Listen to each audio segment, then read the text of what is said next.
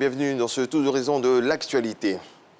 La ministre de la fonction publique a procédé vendredi dernier à l'installation d'une commission de gestion des affectations et de mise à disposition des fonctionnaires et agents de l'État dans les ministères. Ils sont 10 membres composant cette commission qui auront la responsabilité de veiller à une affectation efficiente des nouveaux fonctionnaires et à organiser une bonne régulation des déplacements des fonctionnaires en poste d'un ministère à un autre. Grâce Kando. 16 127 nouveaux fonctionnaires au titre de l'année 2019 affectés dans les différents ministères. Parmi eux, 15 140 ont effectivement pris service contre 974 en attente. Même tableau également en 2020. Sur 13 029 admis au concours de la fonction publique, 12 222 affectés. Cependant, 6 435 ont pris service, quand 5 636 sont en attente dans les bases de données des directeurs des ressources humaines. Pour résoudre l'épineuse question du déséquilibre des répartitions de fonctionnaires, un comité d'affectation des fonctionnaires dans les ministères vient d'être installé. Nous avons en charge la gestion de la carrière des fonctionnaires. La question de leurs affectations, de leur mise à disposition est un pan important de la vie de ces fonctionnaires-là. Ce qui nous est donné de constater, ce sont encore une fois des récriminations, des remises en question du caractère objectif des affectations ou des mises à disposition. C'est la raison pour laquelle les personnalités qui seront dans cette commission, un mode opératoire ou un règlement, une sorte de règlement intérieur pour les obliger à agir en toute transparence, dans l'équité et avec célérité.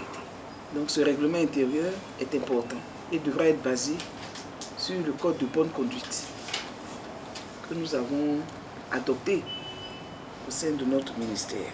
Tout fonctionnaire est désormais tenu de prendre service dans son poste d'affectation. Fini donc les interventions diverses selon la ministre de la fonction publique et de la modernisation de l'administration.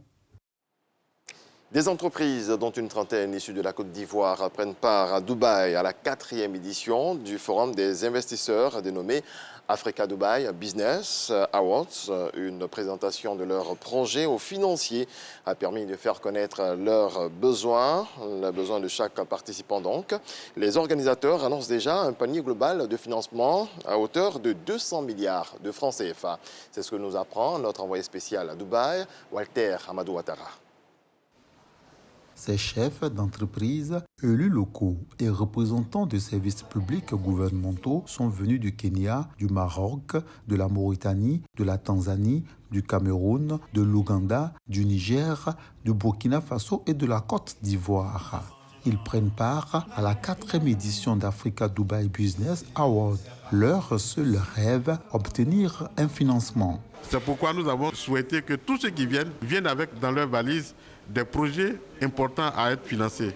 Parce que nous avons fait l'effort également de taper à la porte des financiers qui nous ont fait l'honneur d'être ici présents. Nous souhaiterons que l'apport financier pour la réalisation des différents projets puisse atteindre les 200 milliards. En présence des investisseurs, 50 entrepreneurs de divers secteurs d'activité et des dirigeants de programmes étatiques se sont succédés afin de présenter leurs projets. Il faut savoir que la malnutrition n'est pas la famine. Bien au contraire, en Côte d'Ivoire, nous avons toutes les ressources nutritionnelles, alimentaires, mais c'est une question d'agencement. Comme tout projet, le jour où les partenaires vont se retirer, il faut pérenniser le projet. Il faut que vraiment nous, nos populations, s'approprient le projet. Nous leur avons demandé qu'ils puissent nous appuyer. Pendant ma coiffe, nous avons 2 fleuves, Bandama rouge, Bandama blanc, où on peut faire aisément l'aquaculture et ça peut donner des emplois aux jeunes. Nous avons signé des conventions pour la construction de 760 logements avec l'État. Et comme c'est vraiment quelque chose de quand même costaud, nous sommes venus chercher en tout cas des partenaires pour nous accompagner. Au nombre de la trentaine de participants issus de la Côte d'Ivoire se trouve la coopérative d'entraide de Damakala, Copeda, spécialisée dans l'exploitation minière artisanale autorisée. Il faut savoir que la société Copeda et Sucom travaillent beaucoup dans le social et nous vendons de l'or brut. Aujourd'hui, notre objectif, c'est de pouvoir le transformer localement pour le développement de notre région et pour le bien-être de la population. Le financement que nous recherchons pour le projet hors école est d'environ 2 milliards de francs CFA.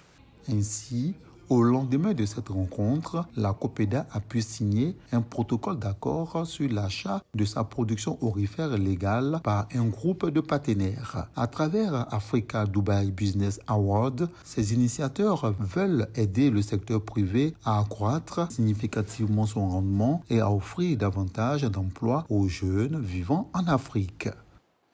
Dans le reste de l'actualité, l'opposant Gustavo Petro est arrivé largement en tête du premier tour ce dimanche de l'élection présidentielle en Colombie. Il affrontera au second tour le 19 juin prochain un candidat indépendant, le millionnaire Rodolfo Hernández, qui n'était qu'en 3e position dans les sondages. Et puis du football, après la Ligue européenne des champions qui a vu le sacre samedi du Real Madrid, place à la Ligue africaine des champions.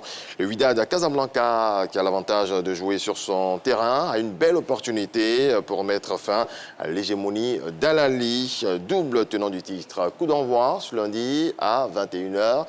Temps universel. Point final, on se retrouve à 7h.